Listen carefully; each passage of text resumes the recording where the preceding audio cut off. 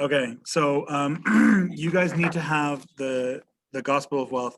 At this point in time, my in-person class has spent about an hour's worth of class time reading it. Okay, I know it's long. I know it's long, and I know it's difficult to understand. A little bit difficult. I don't think it's that hard actually, but it is long. It is like 50 something pages, but it's really important. Okay, on the exam. On the practice exam that I posted for you guys, I think 25 questions are on the Gospel of Wealth. Okay, so it's a lot of questions. On Wednesday, you are 100% guaranteed to have a test on the Gospel of Wealth. You're going to have a quiz on the Gospel of Wealth, and it's also the discussion for this week. Okay, I wanted to be able to have a discussion with you guys on this today, but you guys aren't ready. I can do that on Wednesday with you if you're ready, but I can't help you if you haven't already read. Can I count on you guys to get it done by Wednesday? Thanks. All right. All right. On Wednesday, I come to class with it read, and I'll have some questions from it that I'll ask you. That way we can have the discussion, and then after that, I'll give you the quiz. I'll give you the code for the quiz, and you can take the quiz. Are you with me? Okay. All right. So let's get going here. I'm gonna share this. All right.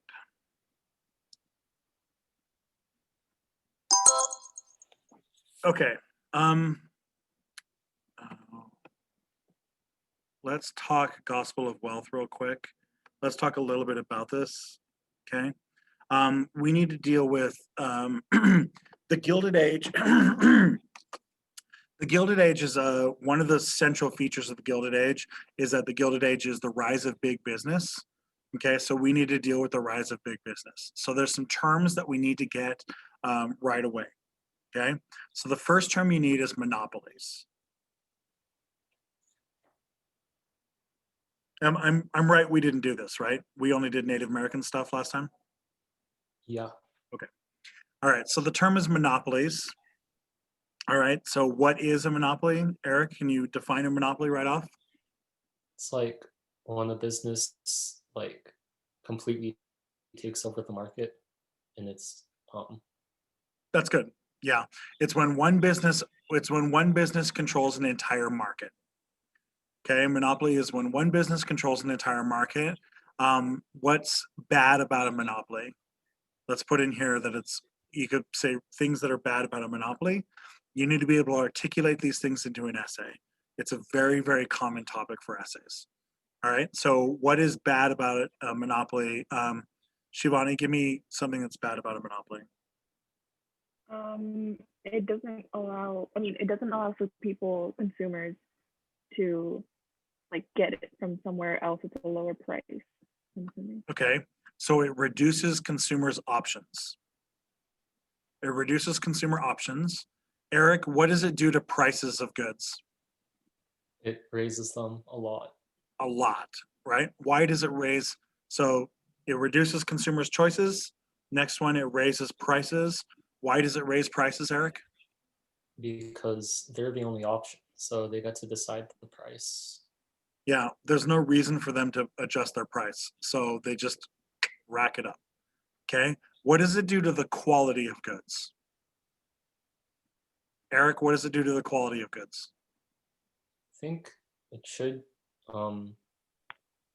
like get worse, I guess. Yeah, it's going to lower the quality of goods because, again, why would they bother making a good thing? Right? Why would they put the extra money and time into making it a good product? What does it do with the variety of goods? Shivani, what does it do to the variety of goods? That one's lowered as well because there's nowhere else you can get it from. Yeah, and there's no reason for them to come up with new variants, with new flavors or new types or whatever, right? If I'm the only shoe store in town, you guys are all wearing my black shoes, why would I ever make white shoes? I have no reason to, right? Okay, so it lowers the quality of goods. It raises the price of goods. It lowers the variety of goods. It destroys competition by definition, right? Destroys competition. And lastly, what does it do to the wages of the workers?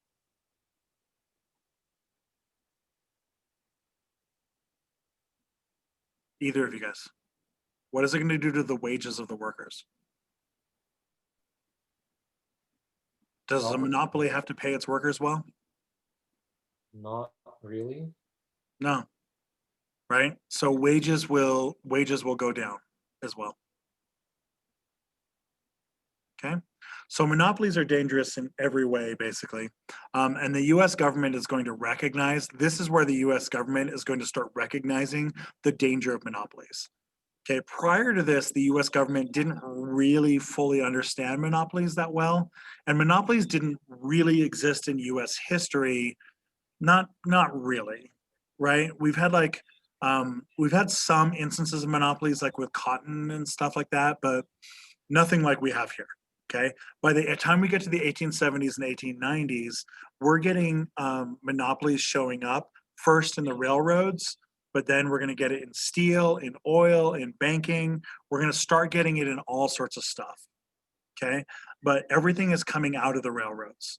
If you ever get an economic question in the Gilded Age, your answer is the railroads, just about, right? If it's something terrible, it's the railroads. Are they beating their workers? It's probably the railroads. Did they raise their prices? Probably the railroads. Did they pay for government corruption? Probably the railroads, right? You need to just be aware that the railroads are like the source of a lot of damage and a lot of danger in this time period for that reason. Okay. You need to introduce yourself to our two monopolists. These are our two big ones. These are the ones that are going to show up on the test. Andrew Carnegie and John D. Rockefeller. So Carnegie is steel. He makes his money primarily on steel. First, steel being used by the railroads, and then later steel being used by construction companies as well, right? So construction companies and the railroads. Carnegie ends up controlling almost all of the steel in the United States. He ends up controlling something like a third of the steel on Earth. Yeah, something like that. And he's worth, in today's dollars, he would have been worth about $300 billion. So the richest man on the planet right now is Elon Musk, and he's worth about 190 billion. Carnegie is worth about 300 billion. Okay. So, and he's steel. He started off poor. And he worked his way up. Rockefeller also, Rockefeller's worth about $318 billion at this time period. Rockefeller is probably the richest man to ever walk the earth. It depends. It's a little bit tricky. It depends on how you count like kings and stuff. Like, do you count the wealth of all of France when you're looking at Louis the 14th? I don't know. I don't know if you count a king or not, you know? But not counting kings, Rockefeller's the richest man to ever walk the earth, right? If you count kings, then maybe not. But Rockefeller is oil. He's going to get Standard Oil. Okay. Both of these gentlemen are born poor. Both of them are born poor, and both of them gain wealth by working with rich people, like Carnegie. He was like a delivery boy to Wall Street, and then as he was a delivery boy to Wall Street, he would like deliver stuff, and then he would just kind of hang out and listen to the rich people and became friends with the rich people. And then he would be like, "Oh, how did you know how to do that?" And then the rich people would tell him, and then he came up with an idea, and then the rich people gave him money. Right? Rockefeller did the same kind of a deal. Right? They both just kind of like hung out with rich people and like learned how to make money. Essentially, is what's going on.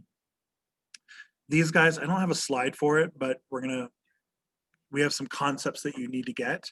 Okay. There's two concepts that are going to show up on your test that you need to get with the creation and maintenance of a monopoly. Okay.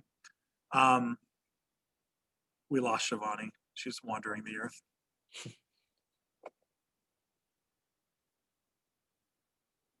All right. The first concept you need is called vertical integration. Sorry, first- I had to tell them to be quiet. Yeah, no worries.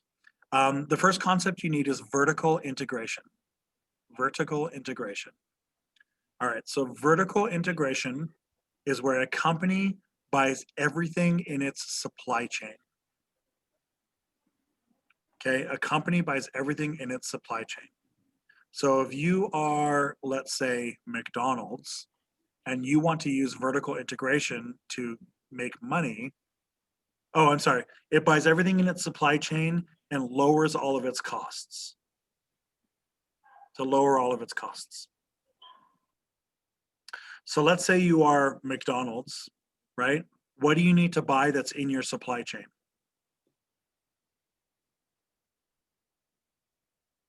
Eric, what do you need to buy? Meat. Meat. Okay, so you need ranches. What else, Shivani? Potatoes. Okay, you need farms, potato farms, you need lettuce farms, you need tomato farms, you need dairy farms, you need ranches for the beef, you need chicken farms for the chickens. What else you need?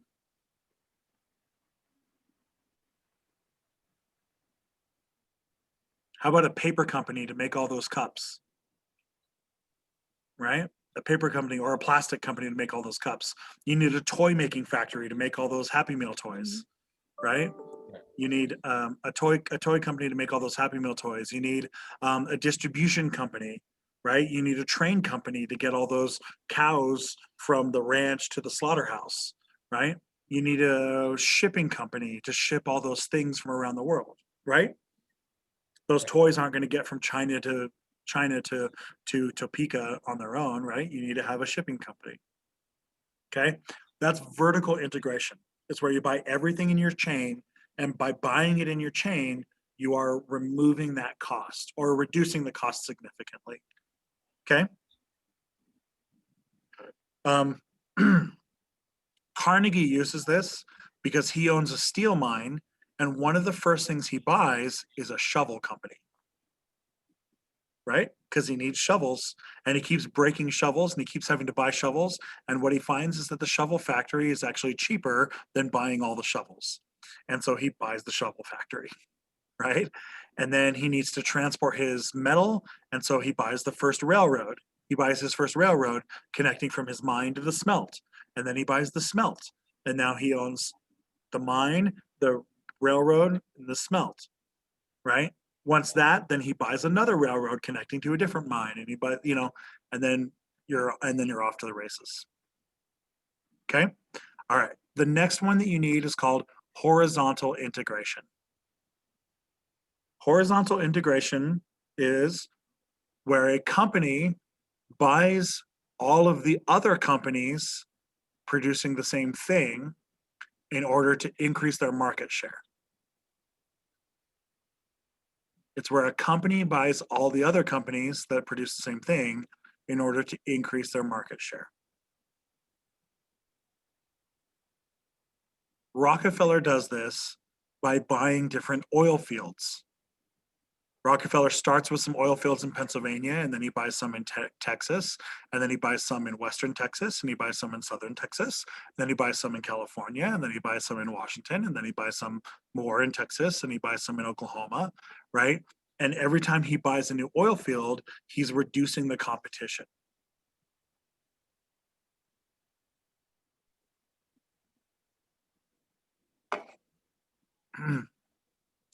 What did today, here's our today example. How did Disney use horizontal integration? They bought Marvel, I'm pretty sure. And They bought Pixar. Marvel. What else did they buy? They bought Pixar. Fox Studios, right? So Disney bought Marvel Studios, they bought Fox Studios, they bought Studio Ghibli, they bought ABC, they bought ESPN, they bought National Geographic, they bought the Discovery Channel, right? They bought Pixar, right? Disney's in the business of making movies, and so what Disney does, bought Lucasfilms, right? Is they buy all of these different companies, and so what happens is when you go to the movie theater, in the before times, when theaters and joy existed, that you could go to the movie theaters and you would look up at the marquee and you would see 10 movies playing at the theater. Well, 7 of them are Disney, right? But they're all Disney under different names, right? So that's an example of horizontal integration. Cool. You need to, both of those questions are on the test, are in my multiple choice, both of them are. And there's also a good chance that they're going to be in an essay where you need to be able to explain, where the essay question will be something along the lines of, explain the role of, explain how the Gilded Age allowed for the rise of big businesses, right? And then your essay question would have to include horizontal and vertical integration, where you would have to give examples of Carnegie buying the shovel factory and the railway and the smelt, and Rockefeller buying oil fields from all the different states, right? Those are the examples you want to give, okay? You can use a modern day example if you're trying to explain the concept, but on an essay, you're trying to give historical information, so that's what you want. Cool? Cool. All right. Let me look at what else we need to cover today. You guys are a little bit behind my in-person class. All right, let's go to railroads. Okay. All right, so let's go to big number M, or whatever number we're on. What are we on?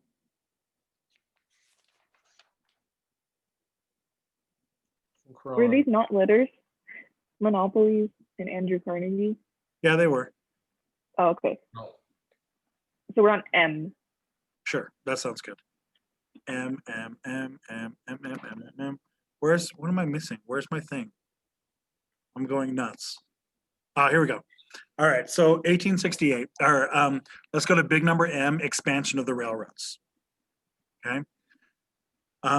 The railroads are going to expand across the entire country. By 1868, we're going to get the connection of the Transcontinental Railroad.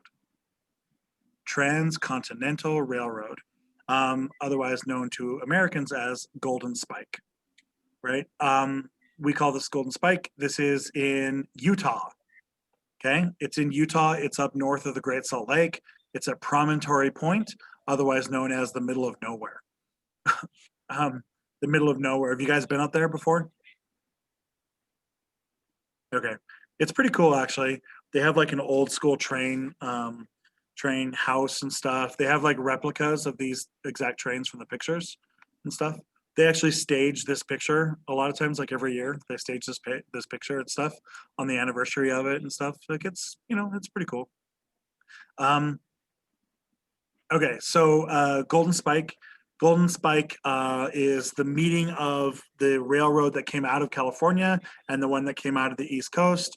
They drove a golden spike into the ground right here. They took pictures of it, and then they immediately removed the spike and put it in a museum, and put in an actual spike, because gold is just too soft. Like you can't use gold, right? If you'd run gold over it, it would just, be too soft. So anyway, this is important because it connects the East and the West. It connects the East and the West. This is an economically important thing to do, because for the first time, a trip from New York to California only takes 7 or 8 days, as opposed to 4 months. It used to be a 4-month journey to go from New York to California, a very dangerous 4-month journey all the way down to the Straits of Magellan by Antarctica, right? A very dangerous journey. But now you can go on a very safe train all the way across the country. Okay, so connects the East and the West. This is important because for the first time, Western states are going to start acting like actual states. Western states haven't been acting like states, really, right? Like the Civil War broke out and the US government told California to participate, and California's like, no thanks. California's just kind of like, that kind of seems like a you problem. It's not, right? So California didn't really send anyone to the war. By the time anybody got to the war from California, the war is already like a year and a half in, and the Californians are like, what are you gonna do? You know what I mean? So a lot of the Western states are kind of like that. I mean, the Mormons already believe that they're independent anyway, right? So this is asserting control over the West. Okay.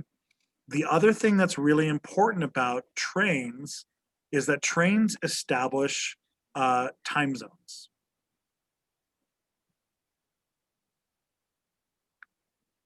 Trains establish time zones, right? So it used to be that everywhere in the world had their own time, right? So like Salt Lake City would have its own time, and you'd like look here and you'd have like Las Vegas and Los Angeles and San Francisco. They all have their own time, and what they would do is they would just have by the city would just declare, and they would say, okay, when the sun rises, that's 7 o'clock, right?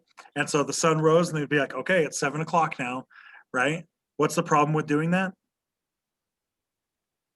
Does the sun rise at the same time every day? Right? That means that sometimes 7 o'clock is 2 hours early and sometimes it's 2 hours late, right? It ends up being a real problem. And even within like within an area like this, you could have New York and Washington, which are connected by New York. They think it's like 1 o'clock, but Washington thinks it's 3 o'clock, right? They think it's 1 o'clock, they think it's 3 o'clock, but who cares because you're in Washington or you're in New York? Who cares, right? The problem is that as soon as you connect trains, you can now go from Washington to New York in only about, 5 or 6 hours, 5 or 6 hours to go between these two. And so you need to know what time it is in New York, right? Because someone needs to pick you up. You need to get there. You need to, like, you have a meeting scheduled, right? If I have a meeting scheduled, I'm from New York, a big old bank guy, and I have a meeting with a senator scheduled that evening, a dinner meeting with him, I need to know that the train's going to get me there before dinner. Like, I need to know that. And I need to, if the senator's expecting to meet me at 6 o'clock, I need to know that my train is going to get me there before 6 o'clock, right? So what ends up happening is the time zones are basically defined as the length of time, the maximum length of time a train can cover in a day, give or take.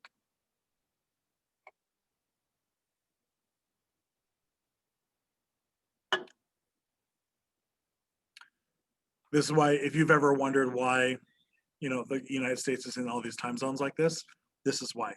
Trains end up standardizing all the times. So what ends up happening is all the train stations are keeping the same time. And once the train stations are keeping the same time, then the rest of the city just kind of follows too.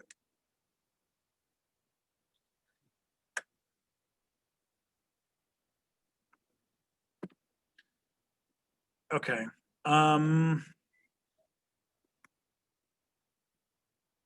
All right, I want to address something with you that's not related to trains, but let's address it now. We talked about this in class today with women's rights. So let's go to big number N. N, women start voting out west. Women start voting out west. So in 1868, women in both Wyoming and Utah started to vote.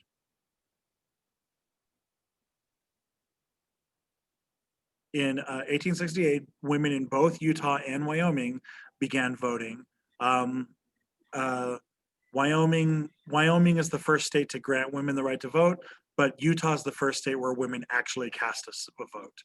Utah held its first election earlier in the year than Wyoming did, and so Utah was first where women actually voted. Women out west start voting for a couple of different reasons. Okay, it may seem weird, right? Like New York is like the progressive capital of the country, right? New York is socially progressive and racially progressive and gender progressive, right? Like, why isn't New York granting the women right to vote? Why is Utah, conservative Utah, giving women the vote in 1868, where New York won't give the women the vote till 1920? Right? Are you really going to tell me that Utah is 50 years ahead of New York in an issue like this? Well, yeah, they are. All right. So the question you should be asking is, why do women out west get the vote first? By 1900, women are voting in all of the Western states. And right after Wyoming and Utah go, Colorado comes next, then Idaho, Montana, Nevada, all of the Western states, women get the vote in all of the Western states by 1900, and none of the Eastern states by then. So why? What do you think, Shivani? What do you think is going on? Are Westerners just not sexist? Is it because they have less? Wait, no, not Utah. Actually, I don't know about Utah, but do they have less women in like California? Okay, so part of it is gender balance. Part of it is gender balance, right? And you could say Western states have a very, very male sex ratio, right? That's one of the reasons that there's just fewer women. Okay, Eric, what else?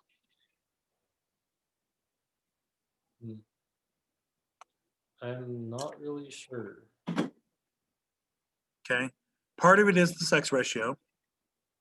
Okay, another part of it is that women's rights groups tried to get women the right to vote so that they could fight against polygamy. They're trying to get the women to fight against polygamy.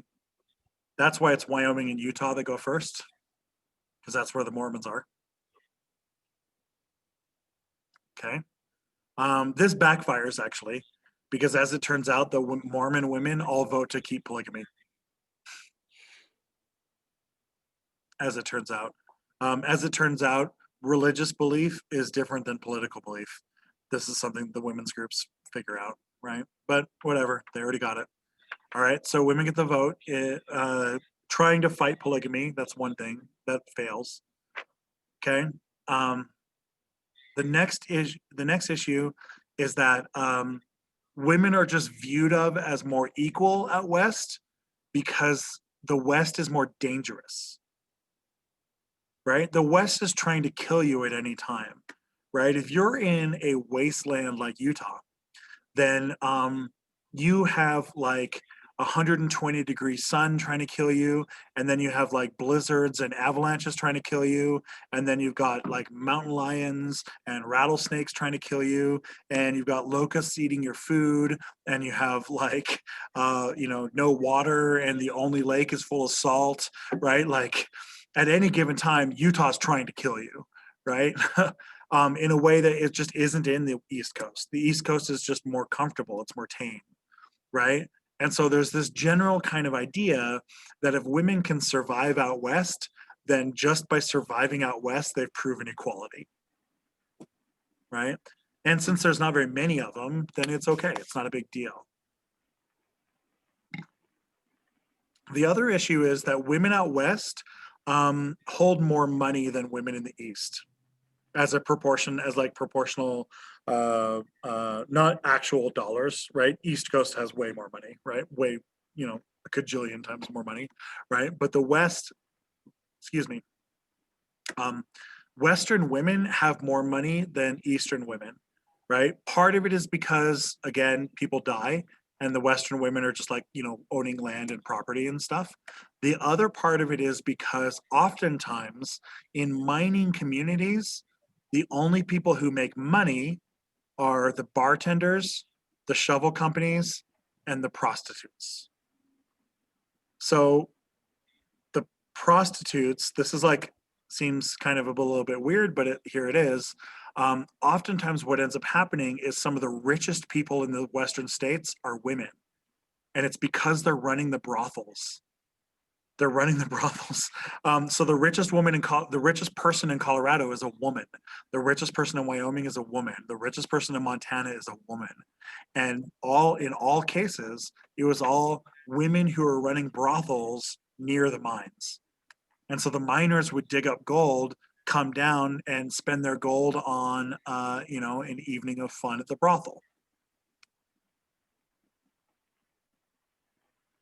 And so we have like women who are like millionaires in Colorado running these brothels near the mines. And once they have all that money, they spend that money lobbying the government to give them a vote. Okay. The last answer is probably the most correct answer, but here's our last answer. The last answer is that traditional sexism was much stronger in the East. Traditional sexism is much stronger in the East, and it's because we have all of these like social reinforcing things, right? Where like social groups are all reinforcing the sexism back and forth. So you have like social clubs and all sorts of stuff that are reinforcing it, and schools and universities and all these things are and like organized churches and organized religious leaders and stuff like that. And they're all reinforcing sexism in the East, and they're just not around in the West. The West is just empty. Well, you know, relatively speaking. Relatively speaking, it's empty. Okay? Okay, I think that's a good place for us to stop. We're going to continue moving forward a little bit with next class. We'll start developing some labor unions, and we're going to keep on going with some women's rights stuff too. Cool? All right, do you guys have questions or comments or problems, or you good to go? All right, I think you both have A's, so you don't need to worry about late work, but we'll give the message to Ananya if she wants. Today is my last day for any late work. So if you guys have to redo anything or anything, it's today. But you guys both have A's anyway, so you can just enjoy yourselves. Okay, cool. All right, if you don't have any questions and we're good to go,